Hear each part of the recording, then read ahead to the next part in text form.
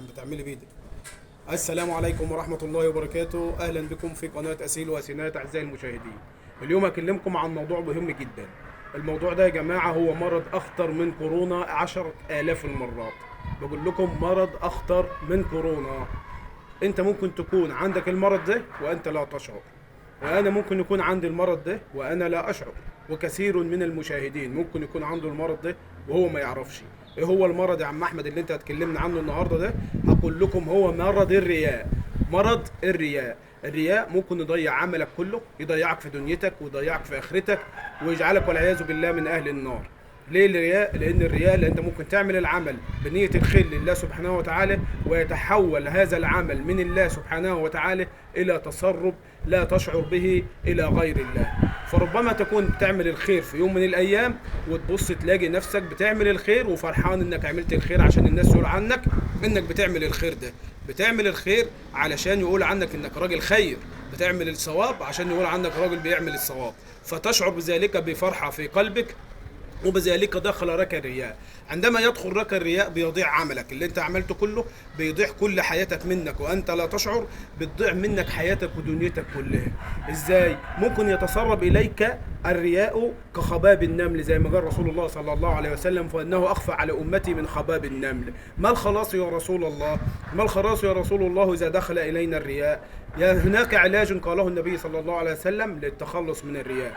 الرجل يجاهد في سبيل الله ثم يقال عنه انه مجاهد فيفرح بذلك، وقد قيل فيصبح عمله لغير الله. الرجل ينفق في سبيل الله ويقال عنه ليقال عنك جوادا، وقد قيل فيصبح عمله خالص ليس خالصا لوجه الله. الرجل يفعل المال ويصرفه على الفقراء والمساكين ليقال عنه انه جواد وانه عطاء، فيكون عمله بذلك ذهب لغير الله. فلا بد من تصحيح النية لله سبحانه وتعالى وعلاج الرياء، كما قال رسول الله صلى الله عليه وسلم: اللهم إنا نعوذ بك من أن نشرك بك شيئا نعلمه ونستغفرك لما لا نعلمه. تاني أعزائي المشاهدين: اللهم إنا نعوذ بك من أن نشرك بك شيئا نعلمه ونستغفرك لما لا نعلمه. اللهم إنا نعوذ بك من أن نشرك بك شيئا نعلمه ونستغفرك لما لا نعلمه. تقولها في صباحك وتقولها في مسائك حتى تتخلص من الشرك الأصغر وهو الرياء. قالها رسول الله صلى الله عليه وسلم في الأحاديث: ولا بد أن تحذروا من هذا المرض الخطير، وكما قلت لكم إنه أخطر من كورونا. لماذا أخطر من كورونا؟ لأن ربما أن تموت في كورونا وتكون شهيدا وتدخل الجنة، أما إن دخل إليك الرياء فقد ضاعت دنياك وضاعت آخرتك. فصحح عملك واجعل عملك خالصا لوجه الله. فاللهم اجعلنا من المخلصين واجعلنا من عبادك الصالحين حتى يكون أعمالنا خالصة لوجه الله تعالى.